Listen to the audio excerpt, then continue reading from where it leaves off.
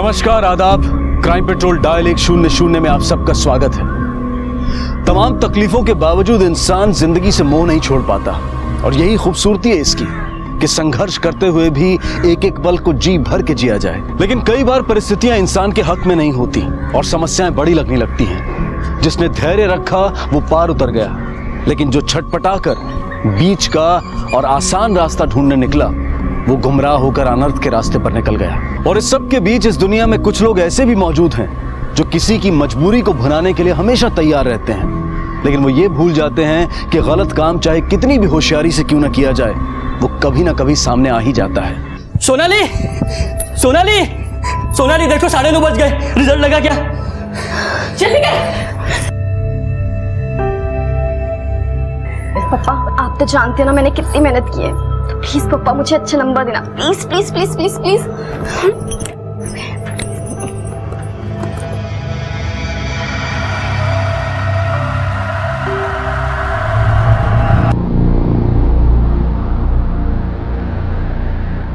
क्या हुआ?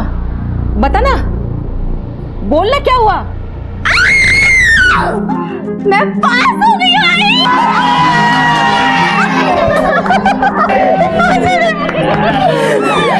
मेरे कितने परसेंटेज मिले ये तो बता। 89% आए हैं, म्हणजे 90 में 1 कम। मेरी उम्मीद से भी ज्यादा लेकर आई है तू। ये ले पैसे, जल्दी जाके मिठाई लेके आ। मला सर्वांचं तोंड गोड करायचं। जा जल्दी। सब लोग मेरा वेट करना। हाँ, मैं मिठाई लेके आती हूँ, ठीक है? खूब हमारी है मैं तुझे।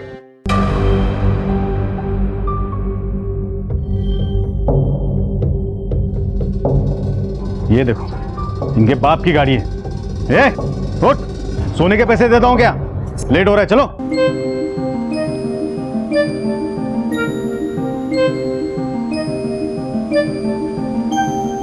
ये पेड़ा कैसे दिया? पेड़ा 500 रुपए किलो। 500। और ये बर्फी? बर्फी 1200 रुपए किलो। 1200। और ये लड्डू कैसे दिए? लड्डू 400 रुपए किलो। ठीक है, आप ना 1 किलो पैक कर दीजिए, पर जल्दी कर देना। हाँ, वो क्या है ना, मेरा आज रिजल्ट आया, 89% मार्क्स आए। घर जाके सबको मिठाई खिलानी है। अच्छा, बधाई हो। ये लो, मेरी तरफ से। थैंक यू भाई 1 किलो लड्डू पैक करो, जल्दी आ जाओ। साहब, वो सीधा ऑफिस चलना है या पहले मंदिर जाना है? रोज कहाँ जाते हैं हम लोग? हाँ, पहले मंदिर ही जाते हैं ना। कितने साल से काम कर रहा है तू? रोज रोज वही सवाल पूछेगा? मंदिर चल पहले। जी सर।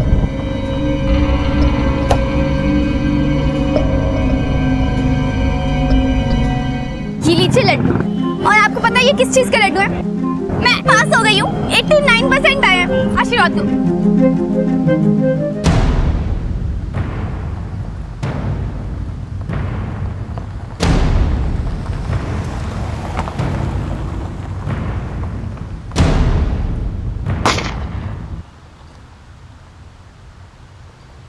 चल चल चल चल। अबे क्या करता है? भाग यहाँ से, भाग। भाग भाग। चल चल, भगा भगा। मिलो मिलो, इधर आ, चल गाड़ी निकाल, गाड़ी निकाल, चल जल्दी चल।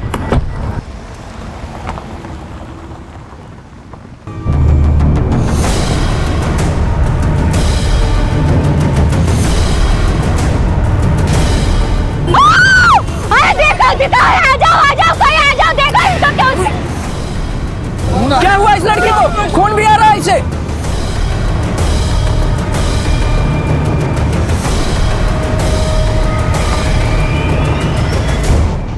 जब भी देखो टाइम पास करती रहती है। पढ़ने के लिए बोला तो इसे नींद आती है। हाँ, जब भी देखो टाइम पास। कितने नंबर लेके आई थी तू नबीला? हाँ, नशीब माझे के कांटा और पास तरी झालीस। बहुत सपने देखे थे तेरे बाबा ने कि तुझे पढ़ लिख कर बहुत बड़ा अफसर बनाएंगे, ऐसे अपने बाबा का सपना पूरा करेगी। बहुत उम्मीद है मुझे तुझ पर। आई तो रोया मत कर, क्योंकि जब तू रोती है ना तो बिल्कुल अच्छी नहीं लगती है। सच में देखना, मैं मन लगाकर पढ़ाई करूंगी, बहुत मेहनत करूंगी, तेरा और बाबा का सपना जरूर पूरा करूंगी। आपसे मैं मेहनत करूंगी ताकि एसएससी के एग्जाम में अच्छे नंबर ला सकूं। सच में, बस तू रोएगी नहीं, प्रॉमिस मी। तू पढ़ेगी ना? बहुत पढ़ूंगी।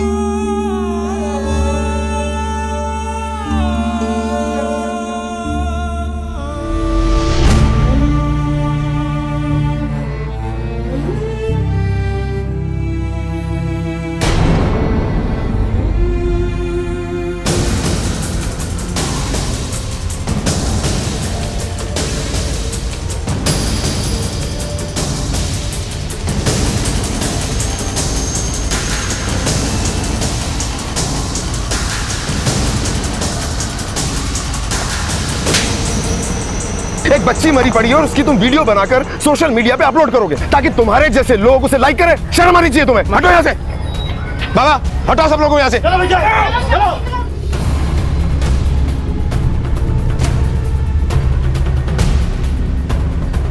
सर, इसका जख्म देखकर ऐसा लगता है कि इस पे गोली चलाई गई है और खून ज्यादा बह जाने की वजह से इसकी मौत हुई है। कदम, सर, सोचने वाली बात तो ये है कि इतनी छोटी सी बच्ची को कोई क्यों गोली मारेगा?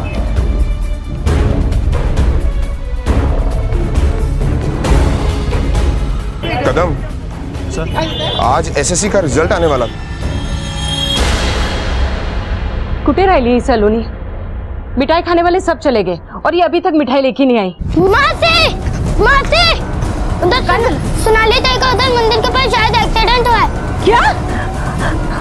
सोनाली, सोनाली, सोनाली!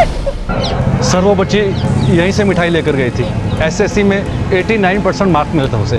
साहब, वो लड़की ने तो मुझे मिठाई खिला दी, बहुत अच्छी लड़की थी। एक आदमी तो बाइक वालों को पकड़ने की कोशिश कर रहा था, बस साहब वो दोनों बाइक वाले भाग गए, शायद उन्होंने ही गोली चलाई होगी। ठीक। पूछताछ से ऐसा लगता है कि ये केस कोलैटरल डैमेज का है क्योंकि गोली किसी और के लिए चलाई गई थी। लग गई इस बेचारी लड़की को। कदम सर, चेक करो इस मंदिर में सीसीटीवी कैमरा है और अगर है तो हो सकता है उसकी फुटेज से हमें ये पता लगे कि यहाँ पर हुआ क्या था और इस लड़की के बारे में सारी इंफॉर्मेशन निकालो।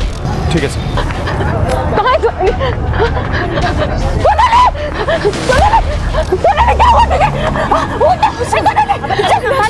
घर में सब जन इंतजार कर रहे हैं, सबको भरोसा करना है ना? तो पास आके, तो चल, सोनाली! ठीक है, मैं चिल्लाई तो। संभालिए अपने आप को, वो मर चुकी है। यार क्या बोले? वो मेरी बेटी है, मुझे छोड़ के कहीं नहीं जा सकती है। अरे इसको तो कॉलेज में एडमिशन करना है, इसको बड़ा अफसर बनना है, अपने आई बाबा का सपना पूरा करना है। ये ऐसा मजाक नहीं कर सकते मुझे। मीनाक्षी ताई, आप नहीं सो रहे, मैं मर चुकी है।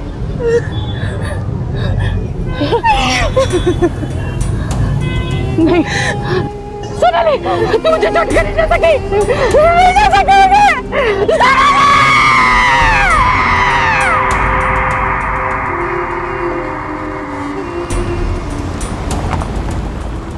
कहते हैं कि जिंदगी और मौत ऊपर वाले के हाथ में होती है। जन्म के साथ ही मौत का भी समय तय हो जाता है। ये सच है कि गोली सोनाली को लगी थी, लेकिन ये भी सच है कि वो उसके लिए नहीं चली थी। हमला आनंद पर हुआ और मौत सोनाली की हुई। आनंद पर यह हमला किसने और क्यों किया था? क्या सच्चाई थी इस हमले की? और ऐसा क्या घटा था आनंद की जिंदगी में कि जिसकी वजह से कोई उसकी जान लेना चाहता था?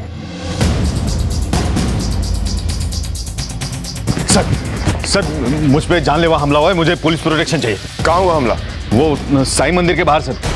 मेरी जान को खतरा है, मुझे पुलिस प्रोटेक्शन चाहिए सर। पहले आप ये बताइए कि हुआ क्या?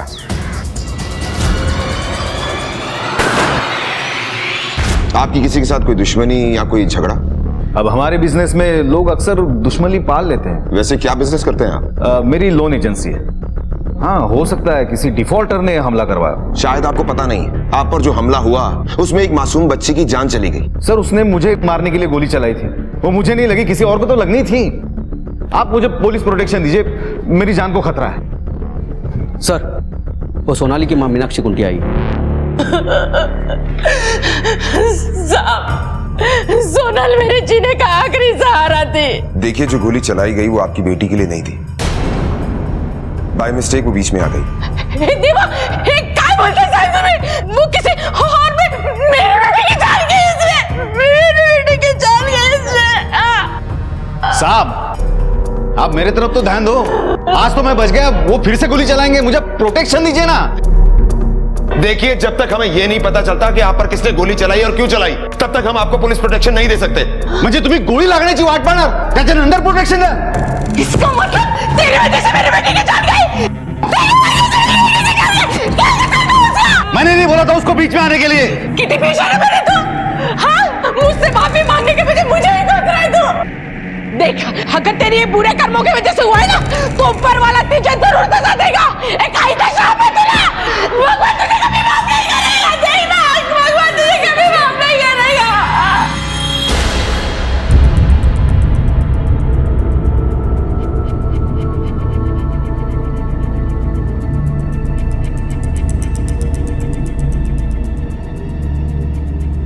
कदम, सर। इसे देखकर तो यही लग रहा है कि शायद किसी ने आनंद को मारने की सुपारी दी है। Yes sir. और सर ये देखिए, फुटेज में 2 लोग हैं, लेकिन सर प्रॉब्लम ये है कि उनमें से एक ने हेलमेट पहन रखी है और दूसरे ने अपना चेहरा ढका हुआ है। और सर बाइक का नंबर प्लेट भी क्लियर नहीं है। कदम, हो सकता है कि इसकी शक्ल आनंद के ड्राइवर ने देखी हो। पूछताछ करो उससे, स्केच बनवाओ। ठीक है सर। सब कुछ इतनी जल्दी में हुआ कि हम उसका चेहरा ठीक से देख नहीं पाए। देखो, जितना भी याद है वो बताने की कोशिश करो।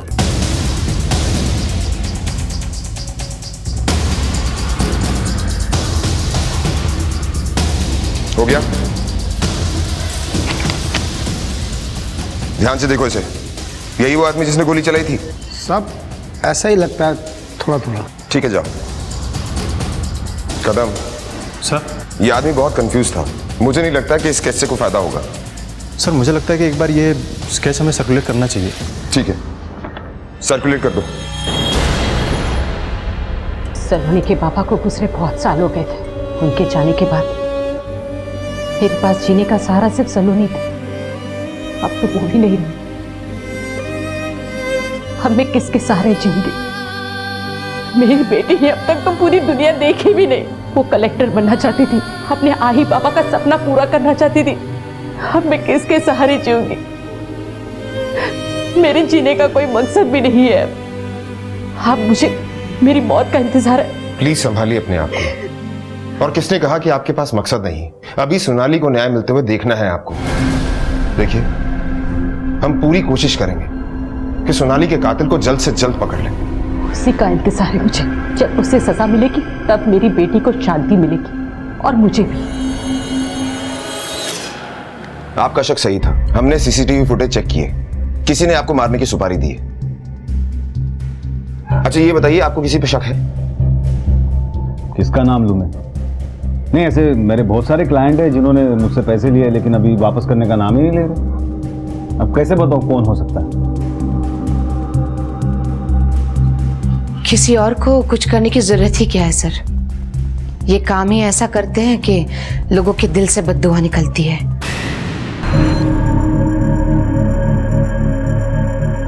तुम्हारा मतलब है गोली बद्दुआ से चली? और मेरा क्या, दुनिया के ऐसे बहुत सारे काम हैं जो इसी तरीके से होते हैं और किसी की बद्दुआ ना लगे इसीलिए रोज मंदिर जाता हूं मैं। और उसी वजह से कल भगवान ने मुझे बचाया। आप तो बच गए, पर एक मासूम बेचारी बच्ची की जान चली गई।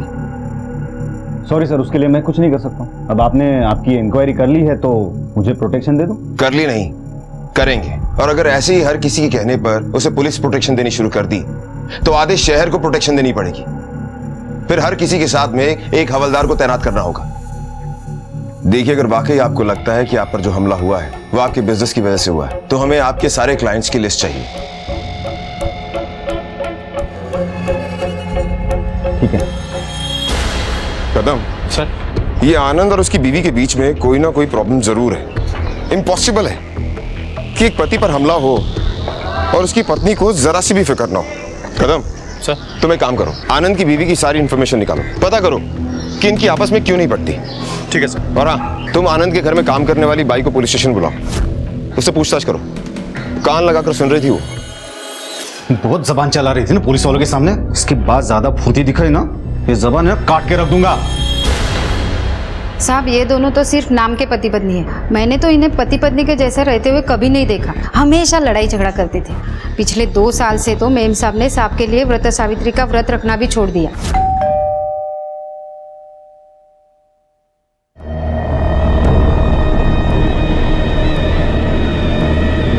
कहाँ थे तुम और फोन क्यों नहीं उठा रहे थे? मीटिंग में था, कैसे उठा था फोन में? अच्छी तरह जानती हूँ कौन सी मीटिंग से आ रहे हो, बेशर्मों की तरह यूं शराब पीकर। और ये लिपस्टिक का दाग। और मैं यहाँ सुबह से भूखी प्यासी बैठी हूँ। मोठ्या सावित्रीचा उपवास केला होता तुझ्यासाठी। 7 जन्म तूच नवरा मिळावास म्हणून। आता नाही करणार, खड्ड्यात जा।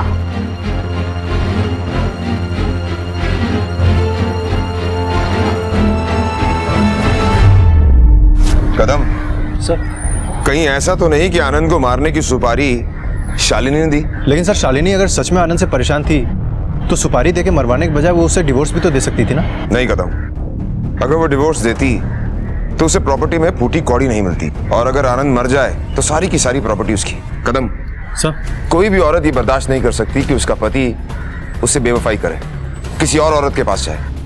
हो सकता है उसने पैसे से ज्यादा बदले को अहमियत दी हो। एक काम करो, शालिनी की सारी डिटेल्स निकलवाओ, कॉल रिकॉर्ड्स निकलवाओ, पता करो कि वो कैसी इंसान है, और हाँ, आनंद के भी सारे रिकॉर्ड्स निकलवाओ। ठीक है सर। सर, सोनाली की पोस्टमार्टम रिपोर्ट।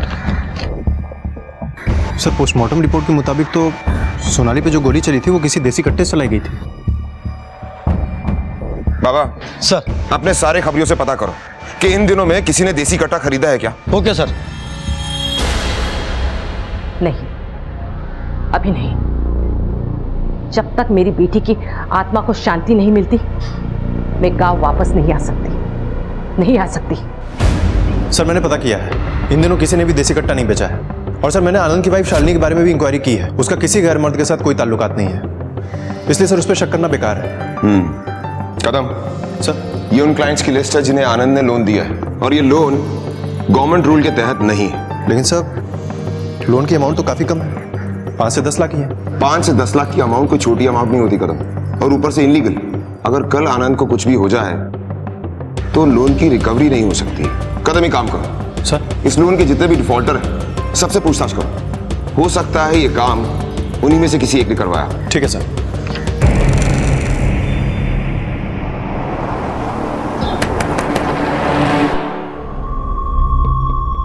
राजन जी,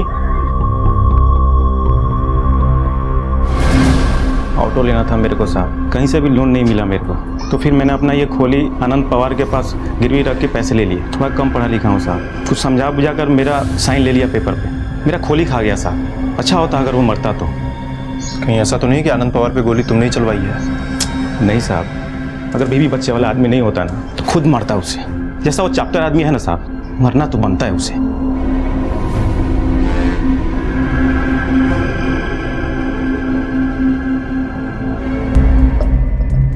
ऊपर वाला गवाह है साहब, मैं ऐसा कुछ नहीं किया जैसे आप सोच रहे। तेरा रिकॉर्ड चेक किया है मैंने, पिछले 4 महीने से तूने लोन की किस्त नहीं भरी। क्यों? साहब, ये मेरी बच्ची है, कैंसर है इसको, इसी के इलाज के वास्ते पैसे लिया था साहब, और अब तो वो भी नहीं हो रहा है साहब। मैं अपनी मजबूरी के बारे में आनंद भाई को बोला था, वो भी मुझे थोड़ी मोहलत देने के लिए मान गए थे।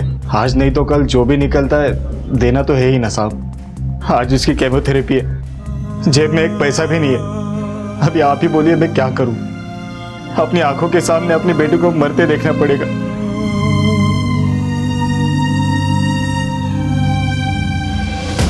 साहब, हमारा मैटर तो कब तक क्लोज हो गया? हमारी जरूर क्या काम करती है, अब जरूरतमंद लोगों को ढूंढती रहती है लोन के लिए, और जो कमीशन मिलता है उससे हमारी किस्त चली जाती है। हमारा कोई झगड़ा नहीं है उससे, आप चाहे तो पूछ लीजिए इससे। अरे बोलती काहे को नहीं?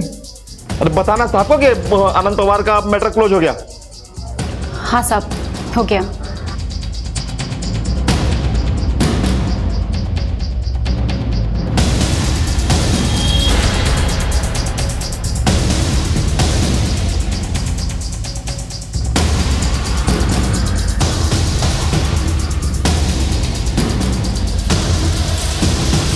सर, प्रशांत का घर तो यही है, लेकिन यहाँ ताला लगा हुआ है। इसके पड़ोसी से पूछताछ करते हैं, हो सकता है उन्हें पता हो कि कब गया और कब आएगा। प्रशांत अब कैसे आएगा साहब? वो तो बेचारा दुनिया ही छोड़ गया। आत्महत्या किए भी 2 महीने हो गए।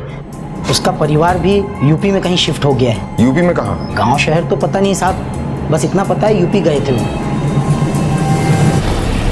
कदम सर, पता करो प्रशांत के परिवार वाले यूपी में कहाँ रहते हैं। हो सकता है कदम प्रशांत ने जो सुसाइड कमिट की है लोन की इंस्टॉलमेंट का नतीजा है। आनंद ने जिन जिन लोगों को लोन दिया है उन सबकी कहानी अजीबोगरीब है। राजन का कहना है कि उसकी खोली उसने हड़प ली थी, बल्कि आज भी वो उसी खोली में रह रहा है। और सलीम की वाइफ ये सुनकर हैरान हो जाती है कि आनंद ने सलीम को मोहलत दी है। हाँ सर, और यादव सब्जी वाले का भी कहना है कि उसकी वाइफ इंस्टॉलमेंट के नाम पे आनंद पवार को क्लाइंट्स लाके देती है। कदम, ये मामला सिर्फ लोन की इंस्टॉलमेंट का नहीं है शायद। एक काम करो सर, सबके फोन रिकॉर्ड्स निकलवाओ, चेक करो। ठीक है सर। सर, हमारे खबरों का कहना है कि पिछले 2 महीनों में सुपारी लेने की कोई भी खबर उन्हें नहीं मिली। इसका मतलब ये काम किसी बाहर वाले से करवाया गया। अरे एक वक्त था कि तू मेरे लिए उपवास रखती थी और मजे से खाना खा रही है अभी। शर्म नहीं आती तुझे? क्योंकि तुझे कुछ पड़ी नहीं है ना कि कोई मुझे मारना चाहता है। अरे शर्म नहीं आती तुझे? खुश है तू मुझे ऐसा घर में कैद देखकर? तो क्या करूं? बंदूक लेकर तुम्हारी बॉडीगार्ड बन जाऊं? जैसी करनी वैसी भरनी। बुरे लोगों के साथ ऐसा ही होता है, सड़ सड़ के मरते हैं। एक खींच के दूंगा ज्यादा आवाज किया तो। शर्म नहीं आती? अपने पति की मरने की बात करती है। शर्म तो मुझे इस बात की आती कि मैं तुम्हारी बीवी हूं। शालिनी। सर शालिनी, संतोष, सलीम और राजन के कॉल रिकॉर्ड्स मिले हैं, लेकिन सर उसमें एक खास बात है। क्या? सर शालिनी और राजन के बीच में फोन पर बातचीत हुई है और राजन के मुताबिक उसका जो मकान गिरवी था और जिसको आनंद ने हड़प लिया था वो अभी भी राजन के नाम पर है। सर, प्रशांत की फैमिली यूपी के मिर्जापुर में शिफ्ट हुई है और उनके शिफ्ट होने से पहले ही आनंद पे अटैक हुआ है। कदम, सर तुम मिर्जापुर जाने की तैयारी करो। हमें किसी भी हालत में सोनाली को न्याय दिलाना है। ठीक है सर।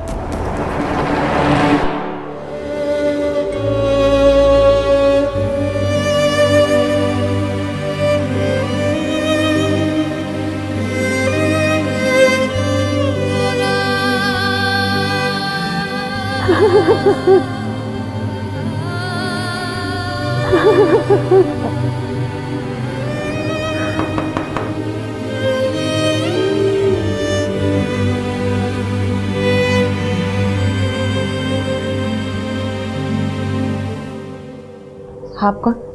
जी, आपकी बेटी। वो अब नहीं रही। आप उसे जानते हैं? नहीं। फिर आप? जिस आदमी पर हमला हुआ और गोली आपकी बेटी को लगी, मैं उनकी बीवी हूँ। क्या? तुम्हारे पति के वजह से मेरी बेटी की जान गई है? अब तुम यहाँ क्या लेने आई हो? जाओ यहाँ से, जाओ यहाँ से, वरना तुम्हारे पति का गुस्सा मैं तुझ में निकालूंगी। मैं यहाँ पर आपका दुख बढ़ाने नहीं, बांटने आई हूँ।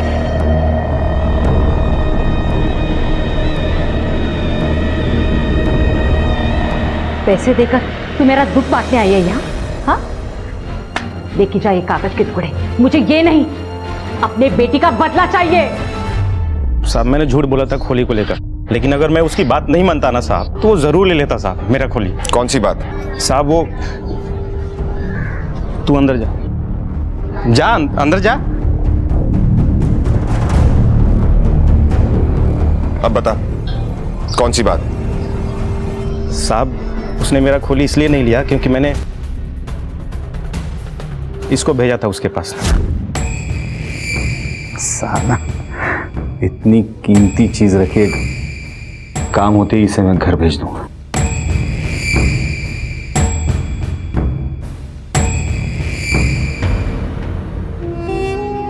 गुनहगार हूं मैं तेरा, हो सके तो मेरे को माफ कर देना। मतलब ब्याज के बदले में? हाँ साहब, मैं मजबूर था।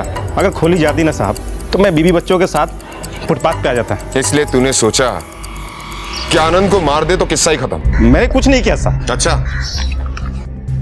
ये देख तेरे कॉल रिकॉर्ड्स। तेरी और आनंद की बीवी के बीच में लगातार बातचीत होती थी। बता, क्या लेना देना तेरा उसकी बीवी के साथ? बोल। साहब मैं तो उस आनंद को सुनाने गया था कि ये रोज रोज का डिमांड बंद कर, तो लौटते वक्त उसकी बीवी ने खुद बुलाया था मिलने को। मुझसे क्या काम है? तुम्हें पैसे चाहिए ना? ये लो पैसे। पैसे? लेकिन मेरे को काहे को दे रहे हो? तुम्हारी परेशानियों से छुटकारा पाने के लिए। अब उनसे कैसे छुटकारा पाना है ना, ये तुम ही सोचो। मैं पहले से जानती थी कि मेरे पति के बाहर दूसरी औरतों के साथ संबंध है, और इसी वजह से एक छत के नीचे रहते हुए भी मैंने उससे कोई वास्ता नहीं रखा। मजबूर औरतों का फायदा उठाते थे वो, और वो भी इतनी चालाकी से कि कोई उनके खिलाफ मुंह नहीं खोल पाता था। और जब आपको लगा कि आनंद नहीं रुकने वाला तो आपने राजन को उसकी सुपारी दे दी। मैंने वो पैसे राजन को सुपारी के लिए नहीं, उसकी हेल्प करने के लिए दिए थे सर, ताकि वो मेरे पति के ट्रैप से बच सके। अच्छा झूठ बोलती हैं आप। अगर आपको अभी भी मुझ पे भरोसा नहीं है तो अभी मुझे अरेस्ट कर लीजिए, ताकि लोगों को पता तो चले कि आनंद कितना घटिया और गिरा हुआ इंसान है।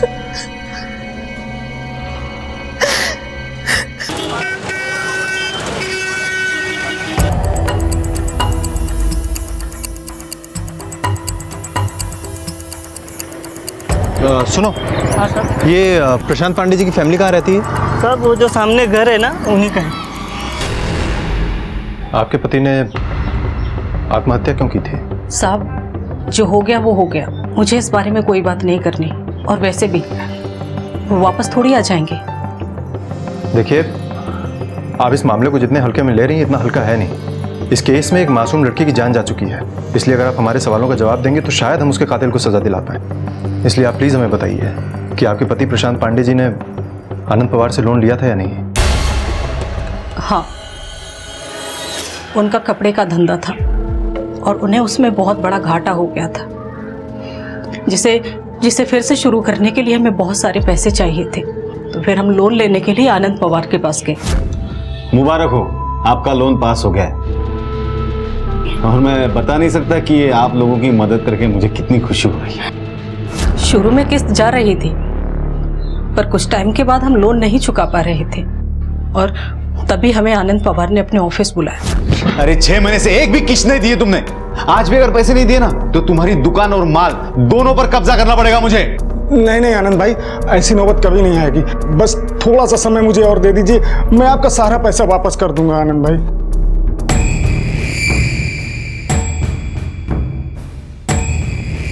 मैं अगर तुम्हें थोड़ा समय दे भी दूं तो तुम मुझे क्या दोगे? मेरे पास क्या है? मेरे पास तो देने के लिए कुछ नहीं है आनंद भाई। एक देने लायक चीज तो है तुम्हारे पास, इसे मेरे पास भेज दो और मोहलत ले लो। आनंद भाई, जबान संभाल के बात करो, बहुत जल्दी तुम्हारा सारा पैसा तुम्हारे मुंह पे मारूंगा।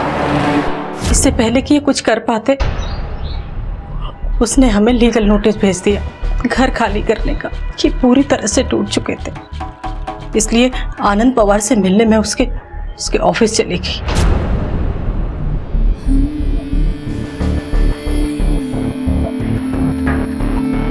हम किसी चीज के लिए ना नहीं बोलेंगे, बस आप हमसे वादा कीजिए, पैसों के लिए हमारे पति को आप परेशान नहीं करेंगे। ये बात इनको पता चल गई, ये बर्दाश्त नहीं कर पाए।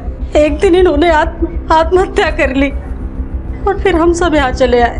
तो आपको आनंद पवार के खिलाफ कंप्लेंट फाइल करनी चाहिए, उसको उसके किए की सजा मिलनी चाहिए। क्या फायदा कंप्लेंट करके, ऊपर वाला है ना, देगा उसे उसके कर्मों की सजा। यह साबित हो चुका था कि आनंद एक गलत इंसान था, लेकिन पुलिस के पास ऐसा कोई पुख्ता सबूत नहीं था जिसकी बिना पर वो उसके खिलाफ कोई एक्शन ले पाए। दूसरी तरफ सोनाली के कत्ल का अब तक कोई भी सुराग पुलिस के हाथ नहीं लगा था। ऐसा महसूस हो रहा था कि जैसे कभी कोई सुराग था ही नहीं।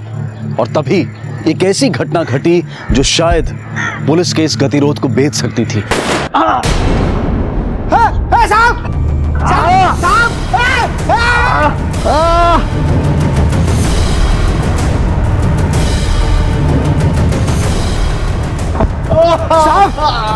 साहब, मैडम, साहब बोला, घर चली नहीं है।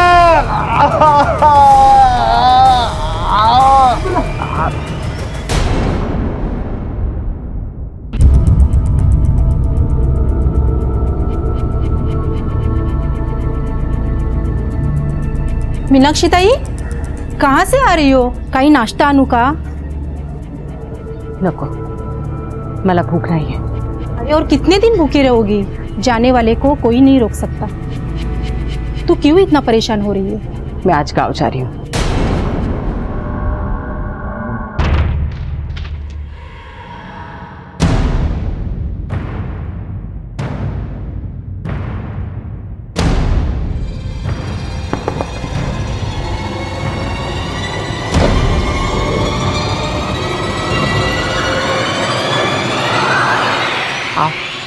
इंस्पेक्टर साहब, गोली कॉलर बोन के पास लगी थी, लेकिन ऑपरेशन सक्सेसफुल रहा। आनंद पवार अब खतरे से बाहर है। और ये बुलेट जो मरीज की बॉडी के अंदर से रिकवर हुई है। कदम, शायद ये देसी कट्टे से चली हुई गोली है। सो इसका मतलब कि जिन लोगों ने पवार पे पहले गोली चलाई थी वो दोनों अब भी उसके पीछे हैं। हो सकता है। डॉक्टर, जी, हम पेशेंट से मिल सकते हैं? जी हाँ, आप मिल सकते हैं। मैंने आपको पहले ही कहा था कि मुझे प्रोटेक्शन चाहिए, लेकिन आपने मेरी बात ही नहीं मानी। डरने की जरूरत नहीं है। वैसे भी तुम हॉस्पिटल में हो, और अगर उन लोगों ने तुम पर दोबारा हमला करने की कोशिश की तो डॉक्टर है ना यहाँ पर। मैं तो तुमसे यही कहूंगा कि कुछ दिनों के लिए तुम हॉस्पिटल में ही रहो। यहाँ मेरी ये हालत हुई और आप मुझे जोक सुना रहे हैं। सुना नहीं रहे हैं, बता रहे हैं। और एक वार्ड बॉय को तुम पर नजर रखने के लिए कह दिया है। और हाँ, अगर एक औरत ने भी तुम्हारे खिलाफ कंप्लेंट की तो यहां से भी ज्यादा सेफ जगह पर तुम्हें ट्रांसफर कर देंगे। तब तक के लिए टेक केयर।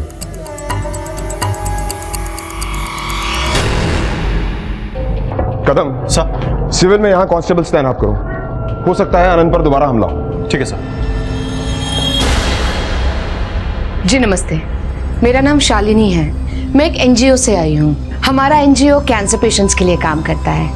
वो हॉस्पिटल से पता चला कि आपके यहाँ कोई कैंसर पेशेंट है, तो आपके लिए कुछ मदद लाई थी मैं। ये कुछ पैसे हैं, अरे ले लीजिए, आप ही के लिए हैं, प्लीज।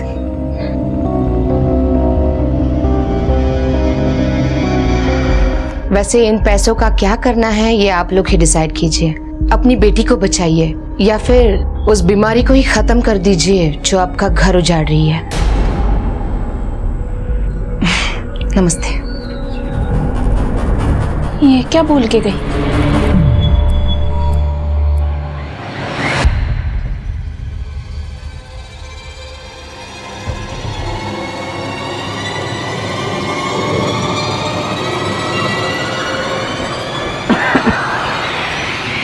आनंद पवार कौन से रूम में है? सीढ़ी से ऊपर जाके राइट। Thank you.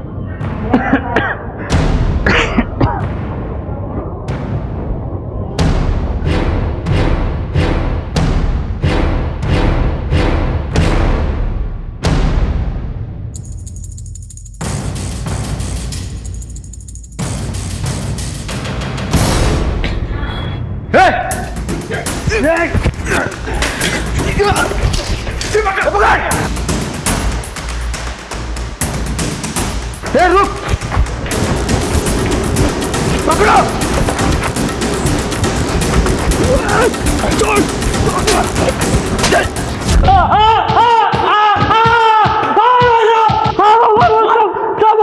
सर, इसके पर से ये आधार कार्ड मिला है। इसका नाम प्रकाश झंडे है। कदम सर, इसका प्रेजेंट पास्ट फ्यूचर सब पता करो। अगर स्पारी किलर का एक भी क्लू मिल गया ना, फिर देखते हैं ये आदमी कैसे मुंह नहीं खोलता।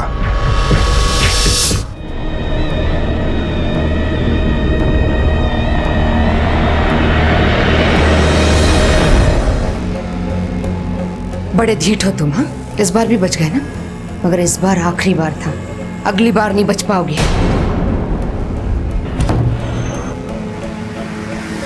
सर, ये प्रकाश झंडे नागपुर का मोस्ट वांटेड क्रिमिनल है, लेकिन इसमें भी खास बात यह है सर कि ये मीनाक्षी का सगा भाई है और सोनाली का सगा मामा। इसका मतलब आनंद के घर के बाहर जो हमला हुआ और जो हॉस्पिटल में हमला हुआ, उसके पीछे मीनाक्षी का हाथ था। हाँ साहब, प्रकाश माझा भाव है। मुझे पता है नागपुर में उसने क्या क्या कारनामे किए। सोनाली के जाने के बाद उसने मुझे फोन किया था, मैंने उसे सब बता दिया। लेकिन साहब, मैंने उसको नहीं बोला किसी को मारने के लिए। वो कल भी आया था, वो बोल रहा था कि हाँ, मैंने ही गोली मारा उसको। निशाना थोड़ा सा चूक गया ना, इसलिए बच गया साला। अब कल देख, उसके ना खोपड़ी में ही गोली उतारेगा मैंने तुझे मना किया था ना कुछ भी करने से। तेरी इसी गुंडागर्दी की वजह से मैं सोनाली को मुंबई लेकर आई, और अब अरे लेकर आई थी तो फिर कहाँ गई सोनाली, बोलना। वो साला आनंद पवार की लोंडियाबाजी की वजह से मेरी भांजी मर गई है। देख भाई, मुझे भी सोनाली के बारे में उतना ही दुख हुआ है जितना कि तुझे हुआ है। बदला तो मैं लेके रहेगा, छोड़ेगा नहीं उसको मैं। अच्छा, अब ये बताइए कि आपको कैसे पता चला कि आनंद औरतों से गलत हरकतें करता है? आनंद की बीवी शालिनी ने मुझे बताया। वो पैसे लेकर आई थी। और क्या कहा उसने? उसकी बातों से ऐसा लगा कि वो अपने पति को मारना चाहती है। मैं जानती हूँ ये सब कुछ मेरे पति की वजह से हुआ है। औरत को खिलौना समझकर उन्होंने जो खेल खेला है, ये उन्हीं की बद्दुआएं हैं जो उन्हें ये सजा मिल रही है। सब जानती है ना तू? हाँ, तो क्यों तेरे पति के नाम का मंगलसूत्र पहना है तूने? इसे उतार के फेंक दे। फेंक दूंगी, मगर अभी नहीं, सही समय आने पर। उसके बातों से मुझे ऐसा लगा जैसे वो अपने पति से खुश नहीं है, उससे छुटकारा पाना चाहती है वो।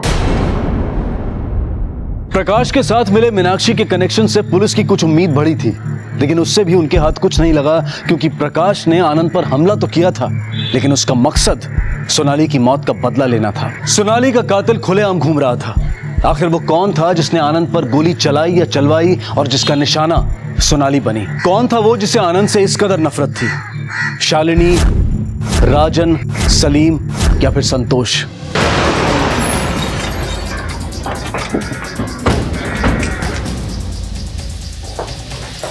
जी? हमारे पास आपके घर का सर्च वारंट है। आपके घर की तलाशी लेनी है हमें।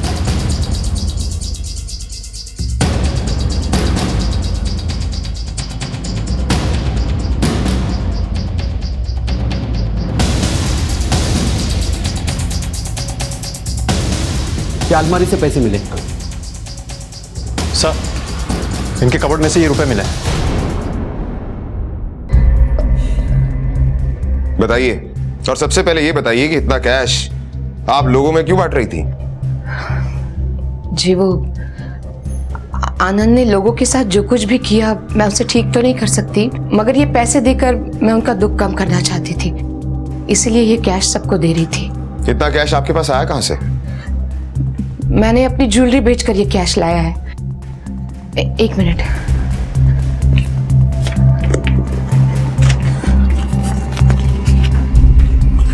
अपना मंगलसूत्र बेचकर जो पैसे लाए थे वो सलीम को दिए, और चेन बेचकर राजन को पैसे दिए थे, और अपने सारे सेविंग्स मैंने मालती को दे दिए ताकि वो गांव जाकर अपनी जिंदगी नए सिरे से शुरू कर सके। और ये जो कैश है आपके हाथ में, अपना नेकलेस बेचकर मैंने लाए थे। यही पैसे लेकर मैं मीनाक्षी को देने गई थी, मगर उन्होंने लेने से साफ मना कर दिया।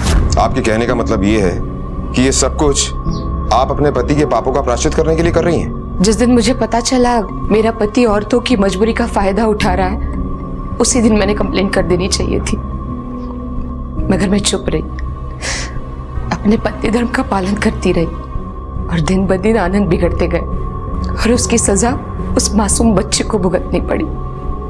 जुर्म को सहना और जुर्म छुपाना भी जुर्म ही है सर।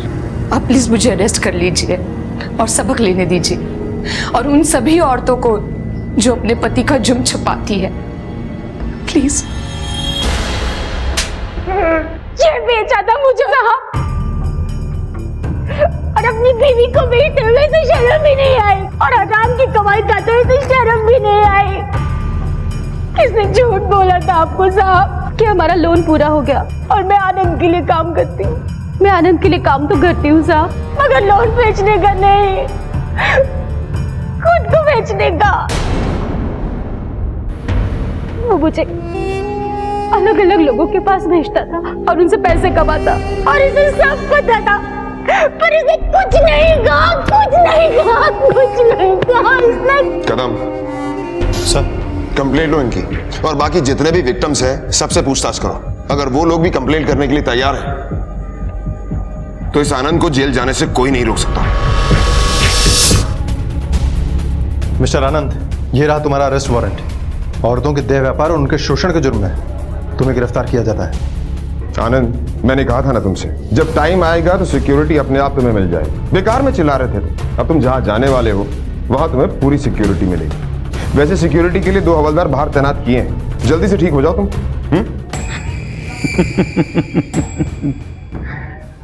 इंस्पेक्टर, तुम मेरा कुछ नहीं बिगाड़ सकते। वो सारी औरतें बालिग थी, खुद आई थी अपनी मर्जी से। 24 घंटे के अंदर बेल लेके दिखाऊंगा। एक्चुअली ना, मुझे बाहर आने की जल्दी भी नहीं है। हाँ, बाहर मेरी जान को खतरा है तो अंदर ही सही।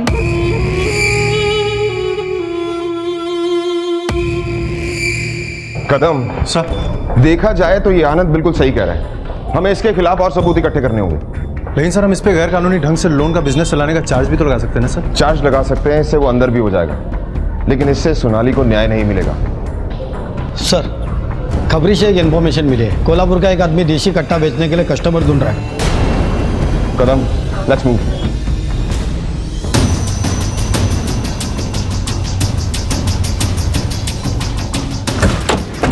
बाबा। हाँ सर। यही जगह है? हाँ सर, यही जगह है। कदम सर, अपनी अपनी पोजीशन ले लो। तुम गाड़ी आगे ले जाओ।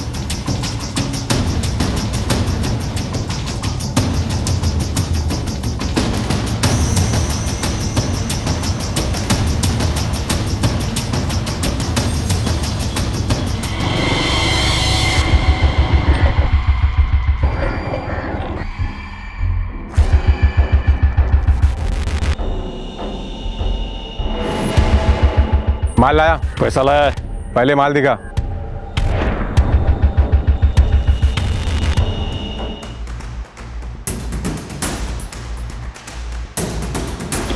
अरे भाग, पुलिस पुलिस भाग! पकड़ो से, पकड़ो से।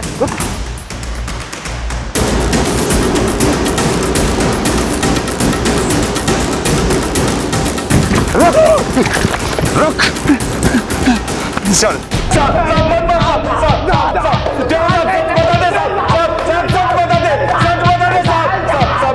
आपने कोई बड़ा क्राइम नहीं किया साहब। हाँ साहब, हमें सुपारी मिली थी। हमें सिर्फ ये दिखाना था कि आनंद पवार पे किसी ने गोली चलाई है, बस हमें यही करना था साहब। तभी हमको मालूम हुआ किसी लड़की की मौत हो गई है।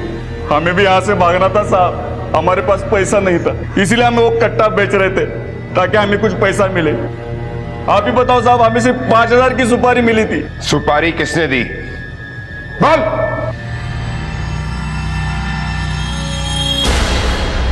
मैंने उनको खुद पर गोली चलवाने की सुपारी दी थी।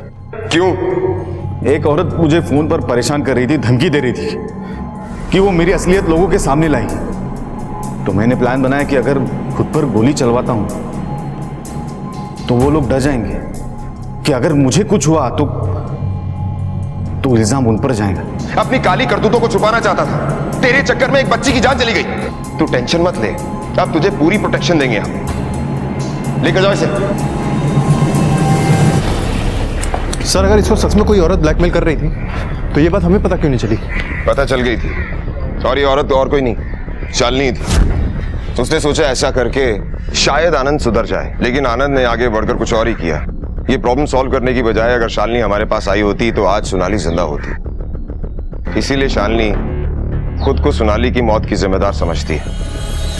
अगर किसी बेहद मुश्किल सवाल का कोई आसान उपाय है तो जांच की जरूरत है कि कहीं ये किसी संकट की दस्तक तो नहीं, क्योंकि आनंद जैसे लोग समाज में भरे पड़े हैं और वो किसी आसान उपाय से हमें फंसाने की पूरी कोशिश कर सकते हैं। आनंद को गैर कानूनी तरीके से लोन कंपनी चलाने और देह व्यापार, जालसाजी, शोषण और शारीरिक उत्पीड़न के लिए, और प्रकाश को अपने पिछले अपराधों और आनंद पर हमला करने के लिए गिरफ्तार किया गया।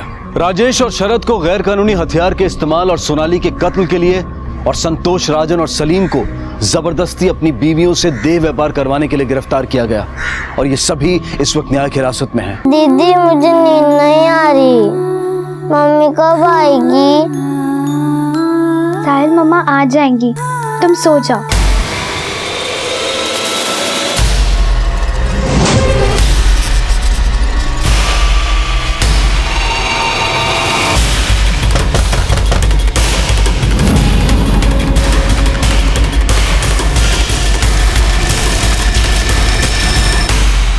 नमस्कार, आदाब। क्राइम पेट्रोल डायल 100 में आप सबका स्वागत है। हमारे समाज में अक्सर महिलाओं के आत्मबल को कमजोर करने की कोशिशें की जाती रही हैं, और ऐसा करने के पीछे कुछ लोगों की ये विकृत मानसिकता होती है कि औरतें पुरुषों की बराबरी नहीं कर सकती। आज की ये कहानी ऐसे कई सवाल खड़े करती है जिनका अगर सही जवाब निकाला जाए तो समाज में बहुत बड़ी तब्दीली आ सकती है। हमारे समाज में औरत कामकाजी हो या गृहिणी, उन्हें रिश्तों और जिम्मेदारियों की ऐसी बेड़ियों में जकड़ दिया जाता है जिनमें उन्हें मिलती है तो सिर्फ गुलामी। कभी माँ तो कभी बहन, कभी पत्नी तो कभी बेटी। क्या कुदरत द्वारा बनाया गया महिलाओं का कोमल हृदय सिर्फ हमारे शोषण के लिए बना है? क्या कभी हमने उन्हें नजदीक से जानने की कोशिश की है, उनकी इच्छाओं को समझने की कोशिश की है?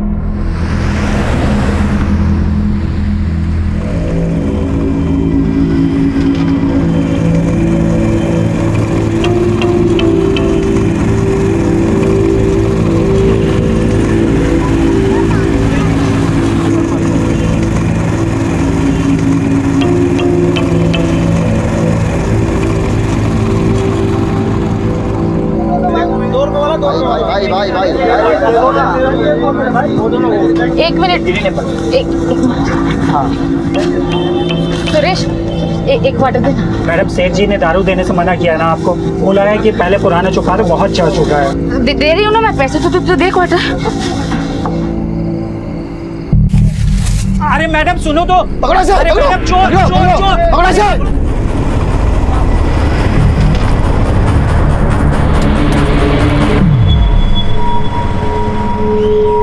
अरे भैया क्या बैलगाड़ी की तरह चला रहे हो, थोड़ा तेज चलाओ ना।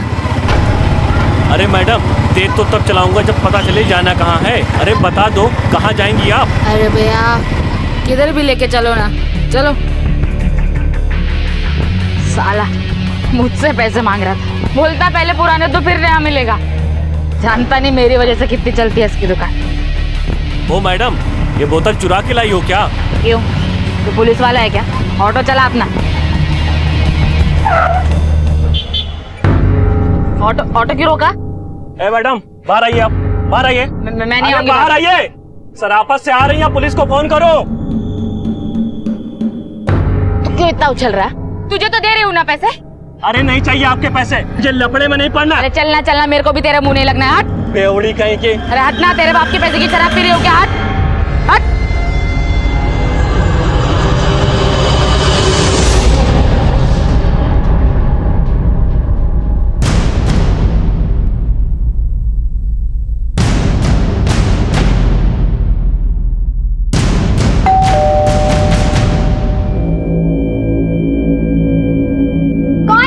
तो दरवाजा खोल, बताता हूँ कौन हूँ मैं। नहीं, पहले आप बताइए कि आप हैं कौन। अरे तुम्हारी मम्मी दारू की बोतल लेकर भाग गई हमारी दुकान से। तेरी माँ किधर है? मुझे नहीं पता मम्मा कहाँ है, और मैंने आपसे कहा था ना कि उन्हें उधार शराब मत दीजिएगा, तो फिर आपने क्यों दी? ज्यादा होशियारी करने की कोशिश मत कर। तेरी माँ किधर है? अरे कहाँ जा रहे हैं आप? बाहर निकल मेरे घर से। साहिल बेटा चाकू दिखाता है, चाकू की फैक्ट्री मेरे पास। अरे मिथि क्या हुआ बेटा, कोई प्रॉब्लम, परेशानी है क्या? तो कब तक बचाएगी अपनी माँ को? चल रे, तो सब कुछ नहीं होता है, चल।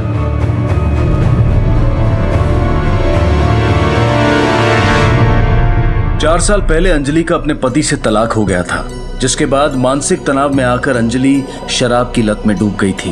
वो अपनी माँ होने की जिम्मेदारी को भी ठीक से नहीं निभा पा रही थी। हर माँ की तरह अंजलि भी अपने बच्चों से बहुत प्यार करती थी, लेकिन नशा एक ऐसी आदत है जिसमें एक बार अगर कदम रखा तो बाहर निकलना इतना आसान नहीं होता। और अंजलि की इन्हीं गलतियों का खामियाजा उसके बच्चों को भुगतना पड़ा। लेकिन ये हालात सिर्फ शुरुआत थे उस अंजाम के जिसका अंदाजा किसी को ख्वाबों ख्यालों में भी नहीं था।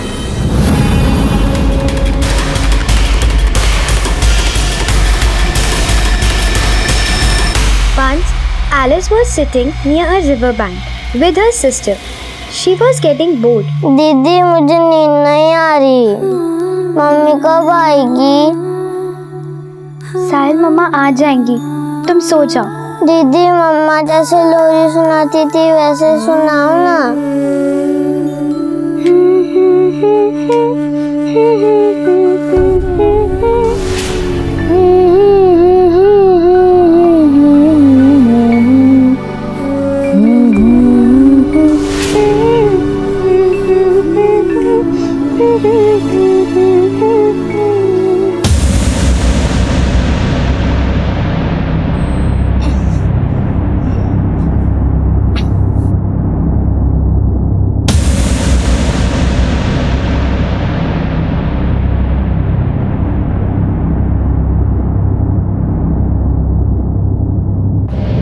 अरे मिथि इतनी रात में अकेली कहाँ जा रही हूँ? इस वक्त निकलना ठीक नहीं है, कहो तो मैं चलूँ साथ में? देखो भैया, आप मुझे हाथ मत लगाया करो, वरना आपकी कंप्लेन कर दूंगी मैं। मेरी कंप्लेंट करें? बताता हूँ।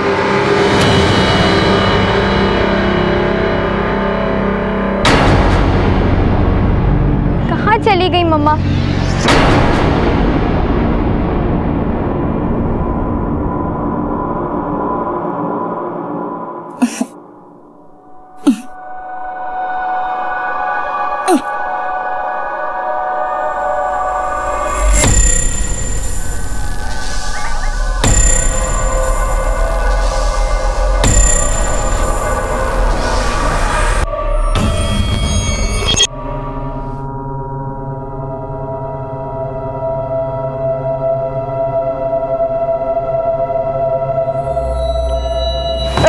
साला रोक।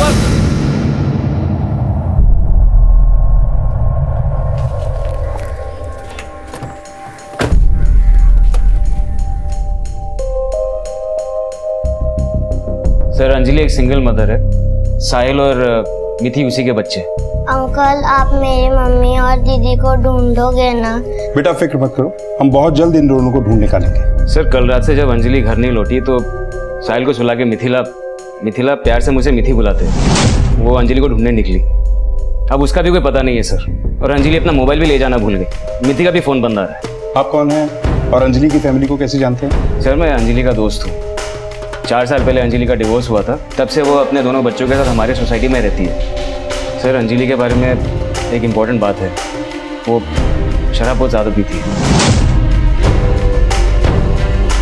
इतनी ज़्यादा पीती आप इमेजिन भी नहीं कर सकते। आप जाइए, हम इन्हें ढूंढने की कोशिश करते हैं। Thank you sir. चलो साहब। अंकल आप मेरी दीदी को ढूंढोगे ना? हाँ बेटा।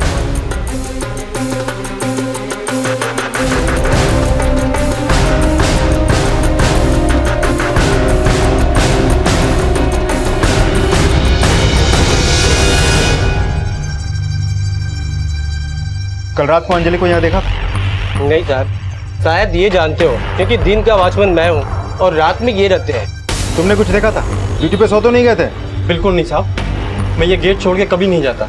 कल रात अंजलि मैडम को तो नहीं देखा साहब, लेकिन हाँ साहब मिथि ज़रूर कल रात में बाहर जा रही थी। मैंने उसे मना भी किया कि रात में बाहर मत जाओ।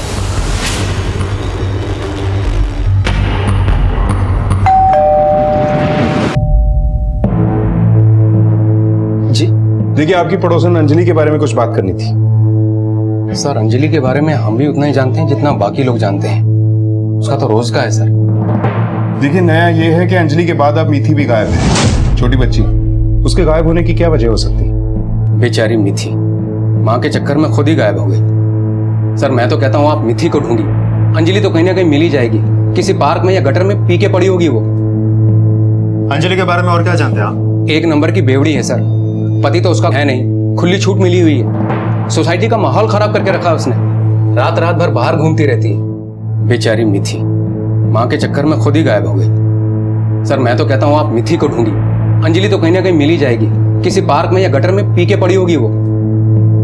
अंजलि के बारे में और क्या जानते हैं आप? 1 नंबर की बेवड़ी है सर, पति तो उसका है नहीं, खुली छूट मिली हुई है। सोसाइटी का माहौल खराब करके रखा है उसने, रात रात भर बाहर घूमती रहती है। सर मैंने आसपास के लोगों से अंजलि के बारे में और भी जानकारी हासिल की है। उसे शराब की बहुत बुरी लत है। इससे पहले भी कई बार रात रात भर वो बाहर थी, यहाँ तक कि 2-2 दिन तक घर वापस नहीं लौटी। राज, मुझे अंजलि से ज्यादा मिथि की चिंता।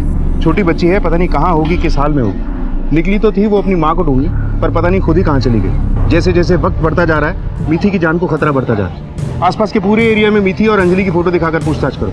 और हाँ, इन दोनों की फोटो शहर के सारे पुलिस स्टेशन, हॉस्पिटल्स और मुर्दाघरों में सर्कुलेट करवा दो। मोबाइल डिटेल्स भी निकलवा दो।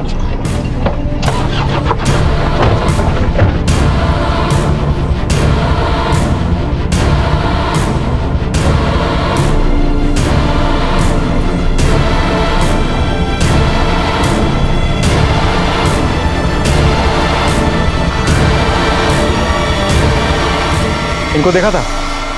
हाँ साहब, मैं इनको देखा था, वो पार्क में रात को किसी को ढूंढ रही थी।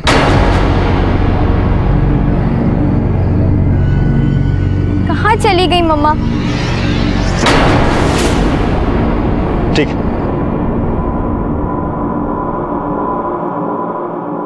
डरो मत बेटा, सब ठीक हो जाए। खाना खाया तुमने सुबह से? नहीं। आओ चलो बाहर जाके कुछ खाते हैं। चलो चलो। जब तक मम्मी और दीदी नहीं आते मैं कुछ भी नहीं खाऊंगा। ओहो साहिल, अगर तुम्हारे मम्मा और दीदी को पता चला कि तुमने सुबह से कुछ नहीं खाया है तो फिर कितने नाराज होंगे। आओ चलो चलो चलो चलो चलो बाबा चलो। मिथि को लापता हुए लगभग 12 घंटों से भी ज्यादा का वक्त बीत चुका था। एक नाबालिग लड़की होने के कारण पुलिस ने उसे ढूंढने के लिए 24 घंटों का इंतजार नहीं किया, पर अब तक उन्हें मिथि के बारे में कोई जानकारी नहीं मिली थी। पहले अंजलि और अब मिथि के गायब होने से पुलिस के लिए मुश्किलें बढ़ती जा रही थी।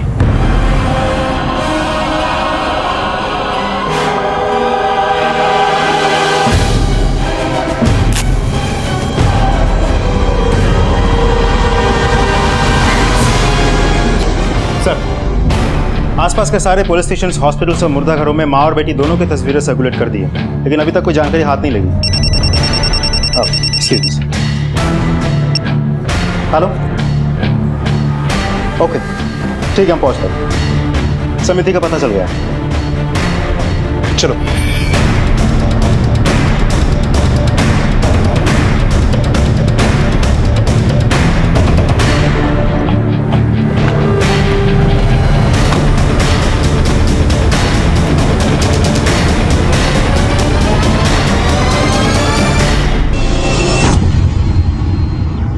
सर ये तो जिंदा है। एम्बुलेंस बुलाओ। आसपास अच्छे से सर्च करो।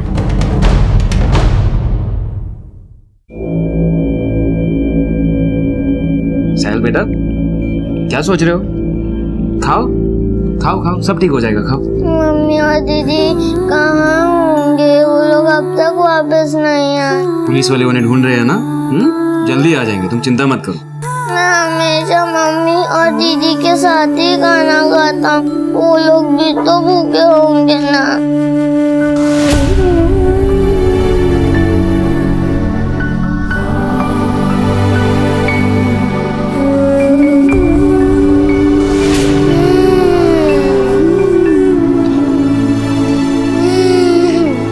चल बेटा, मत रो, मैं हूं ना तुम्हारे साथ। अगर तुझे खाना नहीं खाना तो मत खा, फालतू मेरा टाइम वेस्ट मत कर। ए बिल्ले यार, बिल्ले तू भी ले, रिक्शा पकड़ के घर खुद चले जाना।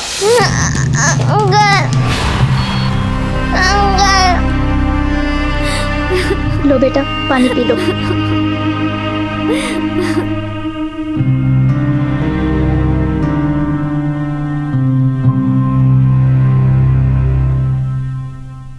बेटा डोंट वरी, रिलैक्स। बेटे बेटा, आपके साथ कल रात को क्या हुआ था?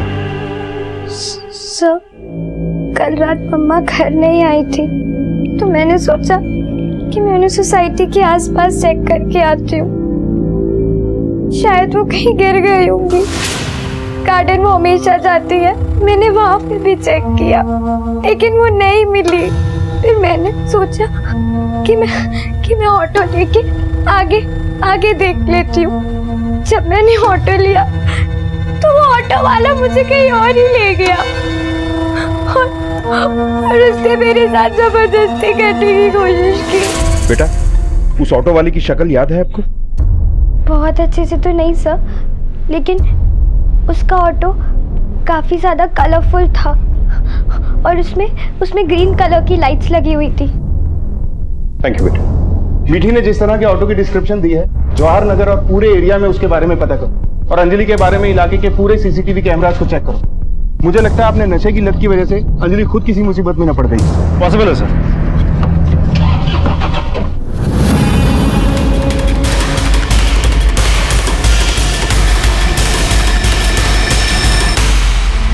अरे बेटा, साहिल कहाँ चले गए थे तुम? हाँ, कौन ले गया तुम्हें? अरे भैया ये लो, आओ देखो, तुम्हारी बहन मिथि मिल गई है, आ जाओ।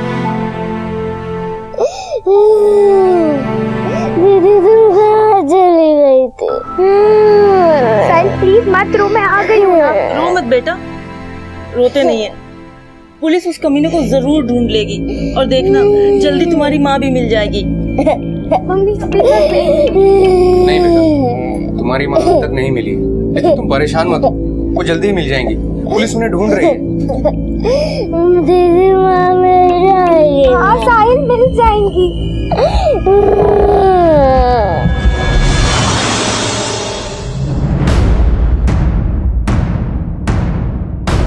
इसे जानते हो? जी सर। अंजलि के कुछ पैसे उधार थे तुम्हारे दुकान में।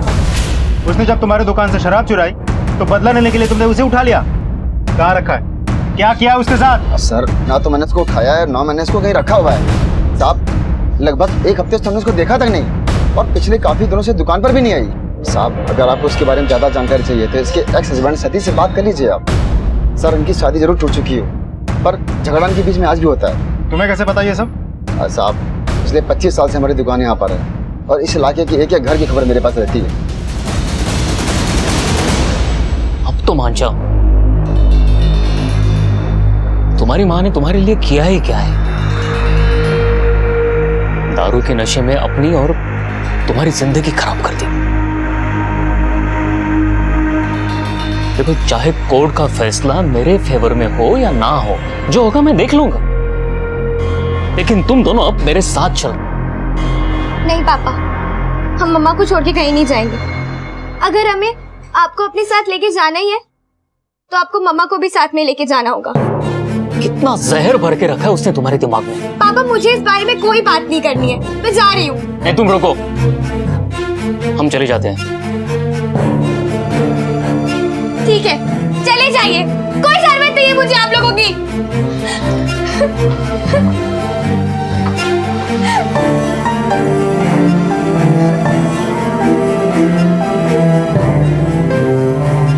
मैंने कहा था ना रहने दो, ये लोग नहीं मानेंगे, लेकिन तुम मेरी सुनते ही कहो।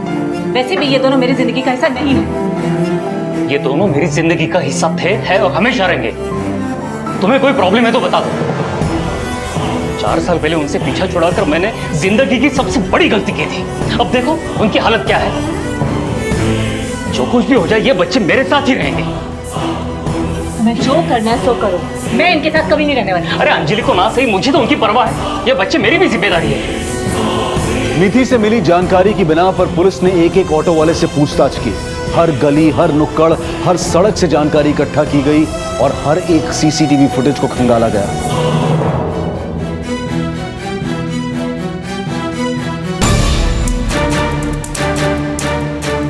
आगे ले जरा, चल। आ जाने साहब। बता दो मैं चलना। ठीक है साहब, चलता हूँ।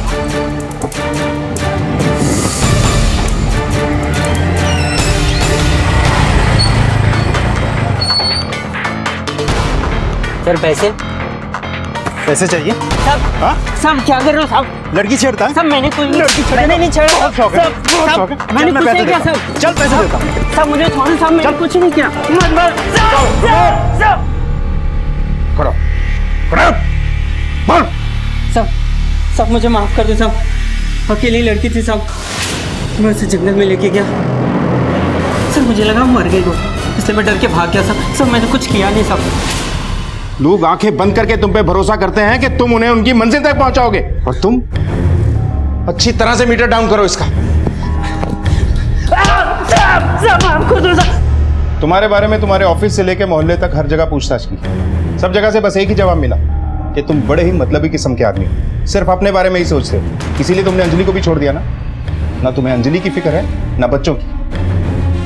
वो तो तुम्हारी दूसरी बीवी को कोई बच्चा नहीं हुआ, इसलिए अचानक तुम्हारा पहली बीवी के बच्चों के बारे में सारा प्यार उमड़ा है। अगर मैं गलत हूं तो क्या वो सही है? क्या उसे बच्चों की जिम्मेदारी का एहसास था? उसने बच्चे अपने पास इसलिए रखे ताकि उसे हर महीने मुझसे एलिमनी मिलती रहे और उन पैसों को वो दारू में उड़ा सके। दूसरों को गलत साबित करके हम खुद सही नहीं हो जाते। कल शाम से लेकर रात तक तुम कहाँ थे? मैं अपनी बीवी के साथ था। उस दिन सतीश मेरे साथ था घर पर। मुझे पता है सतीश मतलबी है, उसे अपने अलावा कुछ नजर ही नहीं आता। इसी बात से अंजलि भी डिप्रेशन में चली गई थी, इसलिए उसने ड्रिंक लेना शुरू कर दी। लेकिन सतीश ने उसकी हेल्प करने की बजाय उसे उसी के हाल पे छोड़ दिया। ये सब बात मुझे शादी के बाद मालूम पड़ी, लेकिन मैं क्या कर सकती थी? मेरे हाथ में तो कुछ नहीं था ना। हो सकता है मर्डर के लिए किसी और को हायर किया हो। क्या बात कर रहे हैं आप? सर उसकी शराब की आदतों की वजह से लीगली मैं उससे स्ट्रांग हूँ, तो उसे मार के मैं अपने पैरों पे कुल्हाड़ी क्यों मारूंगा? कोर्ट से इंसाफ मिलने में देर हो जाती है, इसलिए कुछ लोग अपने ही हाथ में तराजू पकड़ लेते हैं। कहीं ऐसा तो नहीं कि तुम्हारा भी सब्र टूट गया और तुमने ही? सर मुझे उससे मिले हफ्ते से ज्यादा का वक्त हो चुका है। सर ऑटो वाले ने तो अपना जुर्म कबूल कर लिया है कि वो मिथि को लेकर कहीं जा रहा था, लेकिन अंजलि का हमें अभी तक कोई सुराग नहीं मिला। राज, इस केस की ऐसी कोई गली है जो हमें गोल गोल घुमा रही है। एफआईआर के हिसाब से 22 तारीख को अंजलि गायब हुई, लेकिन उसके जानने वाले सारे लोग और शराब की दुकान वाले का यह कहना है कि पिछले 1 हफ्ते से उन लोगों ने अंजलि को नहीं देखा। लगभग 1 हफ्ते से हमने उसको देखा तक नहीं। ना ही उसके एक्स हस्बैंड से उसकी कोई बात हुई। सर मुझे उससे मिले हफ्ते से ज्यादा का वक्त हो चुका है। ना ही 22 तारीख को वॉचमैन ने उसे बाहर जाते हुए देखा। कल रात में अंजलि मैडम को तो नहीं देखा साहब, लेकिन हाँ साहब मिथि जरूर कल रात में बाहर जा रही थी। दाल में जरूर कुछ काला है। इस अंजलि के कॉल रिकॉर्ड्स का क्या हुआ? सर उसका फोन लास्ट 16 तारीख को एक्टिव था, उसके बाद से अब तक फोन इनएक्टिव है और लोकेशन तो घर की दिखा रही है। अंजलि के गायब होने की रिपोर्ट केतन ने लिखवाई थी। अगर अंजलि पहले ही गायब हुई थी तो केतन ने झूठी कंप्लेंट क्यों लिखा? राज, इस केतन को पुलिस स्टेशन लेके आओ, इसकी खातिर करनी होगी। सर, अंजलि की मोबाइल फोन एक्टिविटी और इस केस से जुड़े बाकी लोगों के बयान के आधार पर पुलिस को ऐसा लगने लगा था कि शायद अंजलि 22 जुलाई से नहीं बल्कि उससे भी पहले से गायब थी। और जब पुलिस ने अंजलि की सोसाइटी की सीसीटीवी फुटेज चेक की तो मामला आईने की तरह साफ हो गया। उस सीसीटीवी फुटेज में पुलिस को 16 जुलाई की शाम को अंजलि बाहर जाती हुई दिखाई दी थी, जिसके बाद से अंजलि अब तक लापता थी। आखिर क्या हुआ था अंजलि के साथ और मिथि ने यह बात पुलिस से क्यों छुपाई थी? दीदी खाना खा लो। खाना कहाँ से आया? मिश्रा अंकल के घर से। तू खा ले, मुझे नहीं खाना। दीदी प्लीज थोड़ा खा लो। साहिल मुझे नहीं खाना। मैं खिला देता हूँ।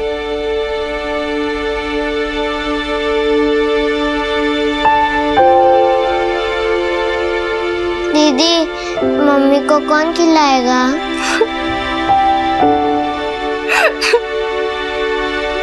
झूठी रिपोर्ट क्यों लिखवाई तुमने? सर मुझे नहीं पता वो कब गायब हुई सर।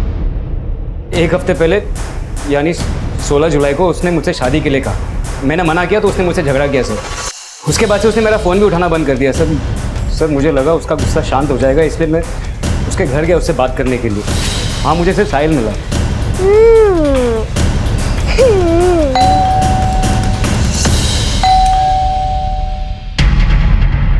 अम्मा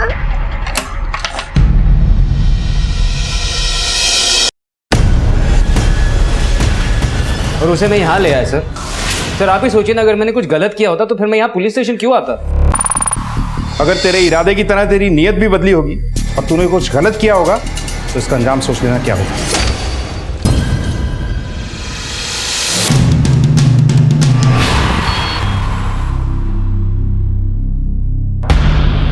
सर 16 तारीख के बाद मम्मा घर नहीं आई और मैंने पापा को भी इन्फॉर्म नहीं किया क्योंकि वो हमें अपने साथ ले जाते और मम्मा को भी नहीं ढूंढते। और मैंने केतन अंकल को इसलिए इन्फॉर्म नहीं किया क्योंकि वो हमेशा मुझ पर गलत नज़र रखते थे।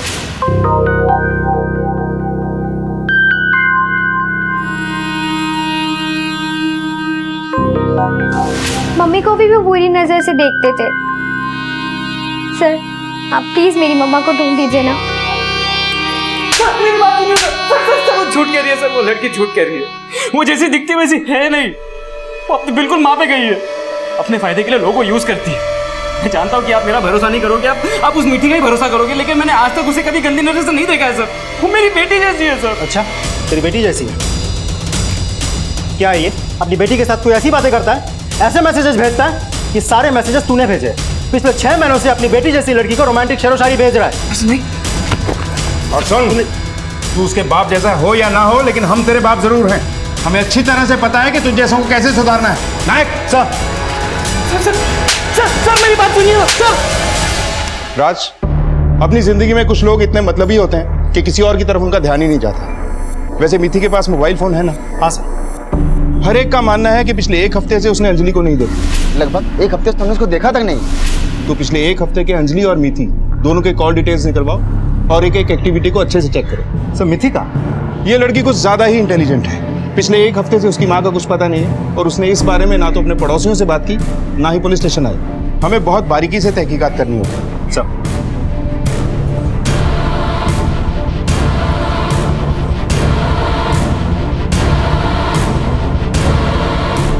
दीदी दवाई खा लो।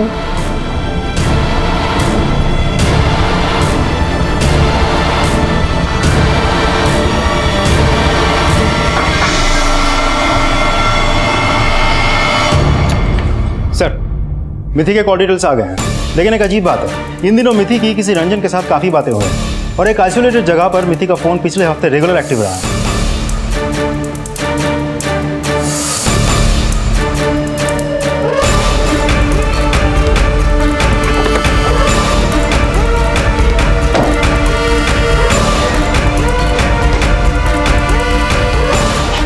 तोड़ दो ताला। सर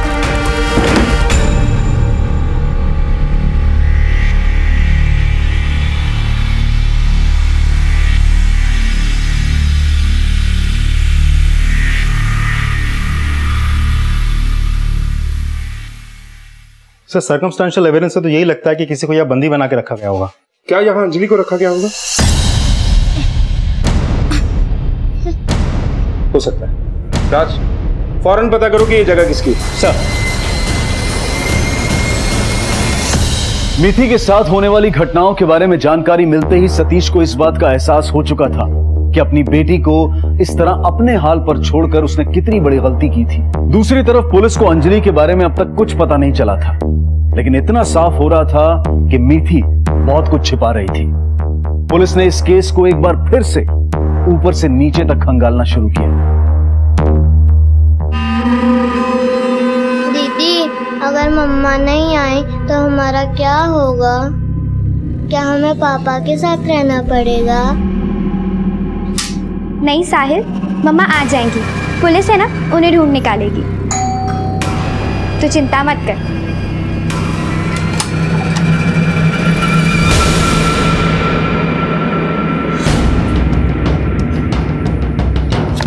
सर, उस वेयरहाउस के ओनर के बारे में पता चल गया। कौन है उसका ओनर? रंजन जोशी। रंजन जोशी? इन दिनों मिथि की किसी रंजन के साथ काफी बातें हो रही। ये वही है ना जिसकी मिथि से अक्सर फोन पे बातें हुआ करती थी? ये सर, लेकिन इस रंजन जोशी के साथ मिथि का क्या रिश्ता हो सकता है? ये रिश्ता तो रंजन जोशी ही बताएगा। चलो।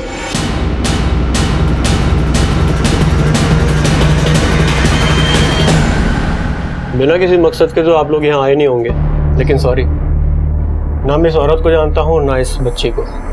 देखिए रंजन जी, आपके नंबर से मीठी नाम की लड़की की कई बार बातें हुई हैं और उसकी मां अंजलि लापता है और आपके फार्म हाउस पे किसी को बांध के रखे जाने के निशान मिले हमें। और इतनी बातें काफी हैं हमारे लिए, आपको हमारा मेहमान बनाने के लिए। लेकिन सर, ये दोनों नंबर तो मैंने अपने बेटे ईशान और रोमित को दे रखे हैं। मेरा फार्म हाउस बंद पड़ा है। कहाँ ये आपके दोनों बेटे और कहाँ पढ़ते हैं ये लोग? MG school. तो मिथि तो एमजी स्कूल में पढ़ती है। मम्मा, आप कहाँ चले गए हो?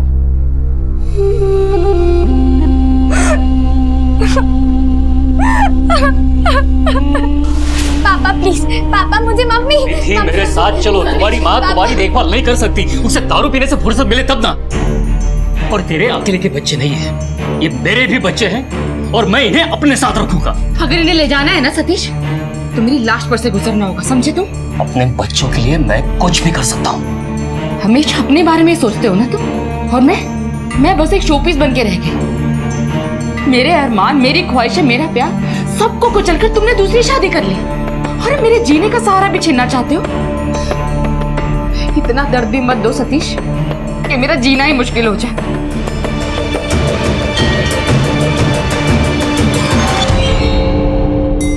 देखना बेचारी बच्ची को, बाप छोड़ के चला गया और माँ दिन भर बेवड़ी की तरह पी के पड़ी रहती है। तनी क्या होगा बच्चों का। मम्मा, मम्मा,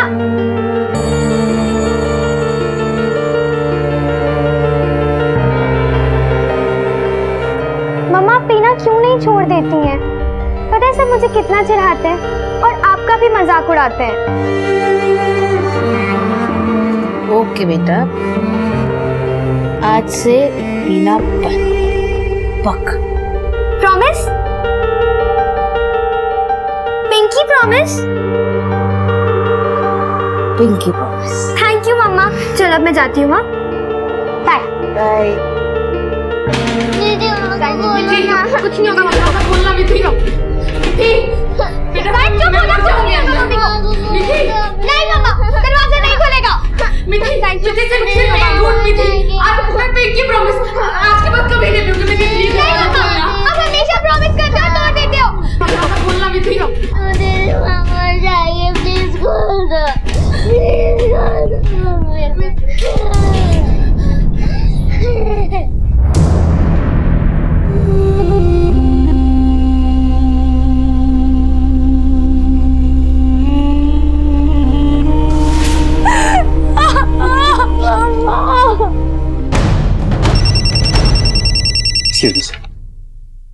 हेलो,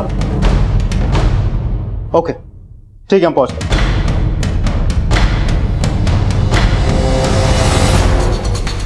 सर मैंने ही आपको फ़ोन किया था, देखिए बॉडी की बदबू आ रही है।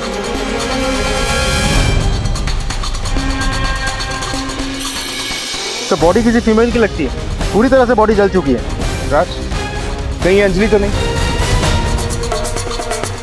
बॉडी को पोस्टमार्टम के लिए भिजवाओ और अंजलि की फैमिली को शिनाख्त के लिए वहीं बुलवाओ। सर, आसपास देखो, कुछ मिलता है क्या?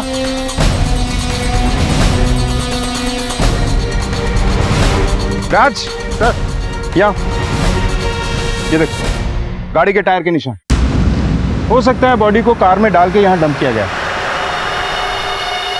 गाड़ी शायद इस तरफ से आई थी। इस रास्ते पे जितने भी सीसीटीवी कैमरास हैं, सबकी फुटेज चेक करवाओ। सर,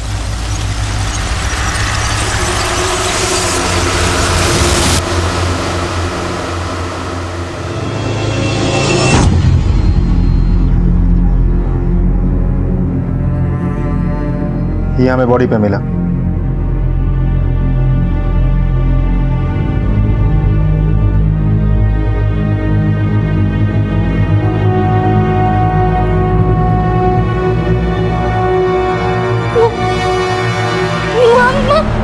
मम्मा,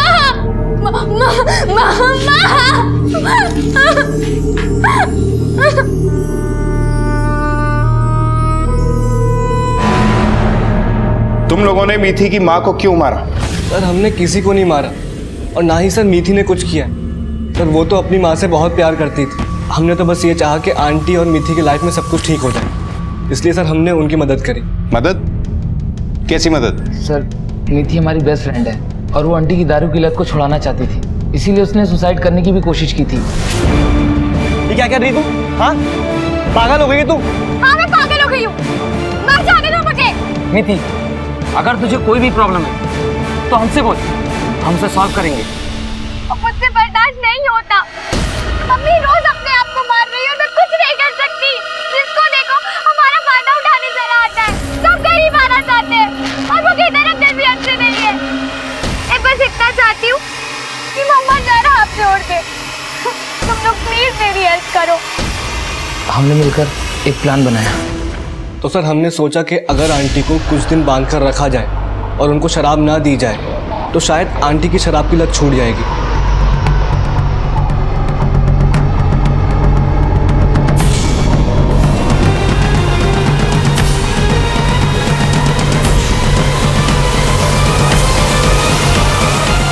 सर, मीठी अपनी माँ से शराब ना पीने के लिए सर रोज भीख मांगती थी। मम्मा, मम्मा आपने मुझे प्रॉमिस किया था ना कि आप शराब छोड़ देंगी। छोड़ दीजिए ना मम्मा, प्लीज। मिठी, ये क्यों कर रही है तू? हाँ बेटा, बेटा मुझसे नहीं छूटती है शराब। तू मुझे घर ले चलना। नहीं मम्मा, जब तक मुझे यकीन नहीं हो जाता कि आप शराब के बिना रह सकती हैं, मैं आपको घर नहीं ले जाऊंगी। पागल हो गया है क्या मिठी? बोल मुझे। मिठी, मैं नहीं छोड़ सकती शराब। मिठी प्लीज मुझे घर ले चल। सर, 22 तारीख की रात को आंटी हमें चकमा देकर भाग गई।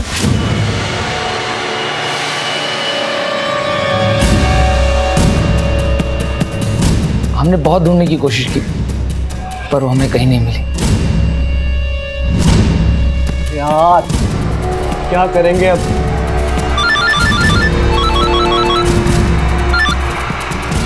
हाँ मिठी। हेलो मम्मा, ठीक है ना? मिठी, आंटी तो भाग गई। क्या? सर, हमने कुछ नहीं किया। वो भी सर हम अपने बेस्ट फ्रेंड की मॉम के साथ ऐसा करेंगे? सर, हमने कुछ नहीं किया सर। सर, हम चाहते थे कि हमारी फ्रेंड की लाइफ में सब कुछ ठीक हो जाए। इस मीठी को लेके आओ, देखते हैं अब इसे क्या कहना है।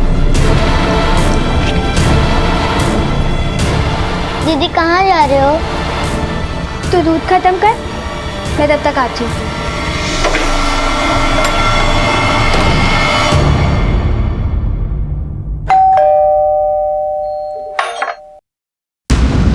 पुलिस अंकल, आप? दीदी घर पर नहीं है। कहाँ गई वो? मुझे नहीं पता। आज नईमा घर पे आई थी, उसके बाद दीदी कहीं चली गई। बेटा शांत हो जाओ। मिठी, शांत हो जाओ। क्या चल रहा था? आवाज कैसी आ रही थी? जिन्हें वो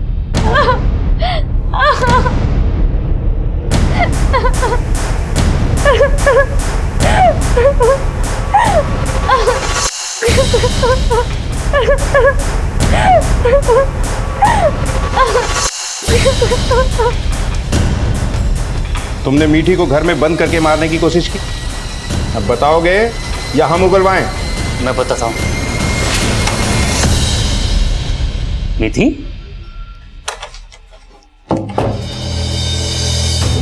मीठी,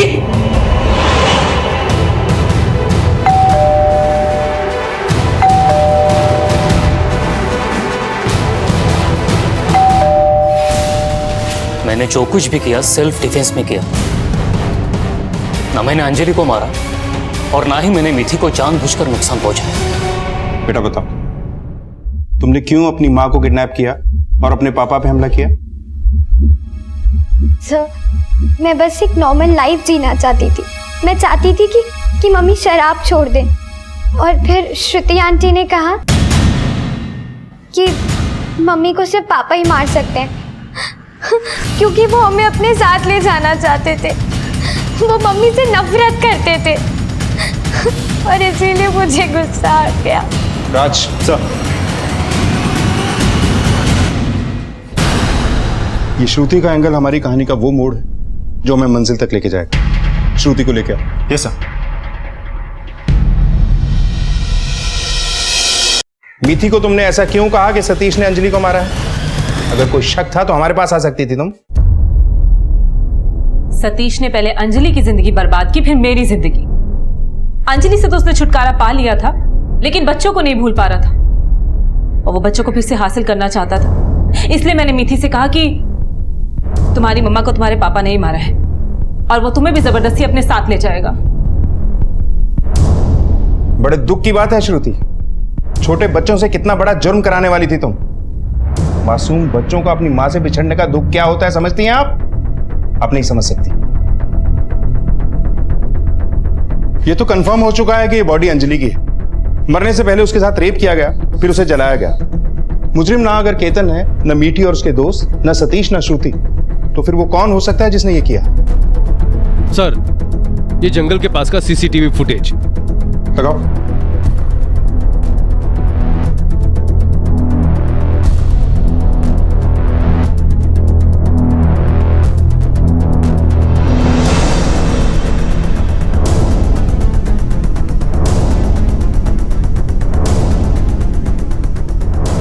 ये ब्लैक कलर की सेडान इसी रास्ते से जंगल की तरफ जा रही है। पता करो ये कार किसके नाम पे रजिस्टर्ड है। सर,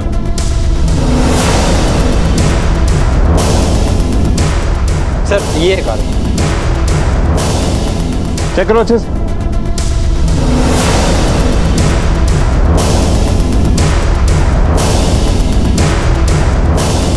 सर ये देखिए, पकड़ो इसे। ले चलो। सर बताइए तो सर मैंने किया क्या? सर बताइए सर गलती होगी बता रहे सर, गलती होगी।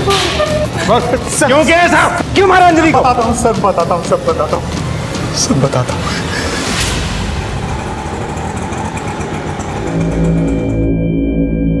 वॉचमैन, जी मैडम। शराब के लिए 200 रुपए चाहिए। मैं बाद में लौटा दूंगी तेरे को। अरे मेरे पास पैसे नहीं मैडम। देखना। हाँ क्या हुआ? अरे साहब वो अंजलि मैडम है, वो पैसे मंगा रहे। अच्छा, ये लो ऑटो वाले को दे दो, मैं देखता हूँ। जी साहब। आइए अंजलि, आप मेरे साथ आइए। कहाँ? आइए तो सही, मैंने आपके लिए बढ़िया शराब का इंतजाम किया है। आइए, पीने में मजा आएगा आपको। आइए आइए।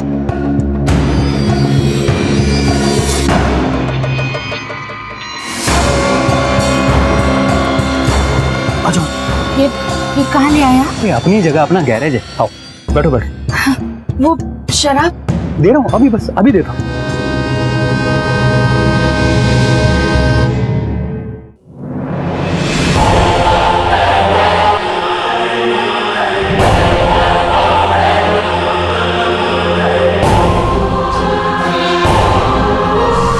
वो मदद के लिए चिल्ला रही थी और हम लोग बहुत डर गए थे कि अगर पोल खुल गई तो सारी जिंदगी जेल की सलाखों के पीछे काटनी पड़ेगी। जुर्म पे चाहे जितने भी पर्दे डाल दो, वो सच को छुपाने के लिए काफी नहीं होता। तुमने जो किया उसके लिए तुम्हें सजा तो मिलेगी, लेकिन मैं चाहता हूं कि फांसी हो तुम।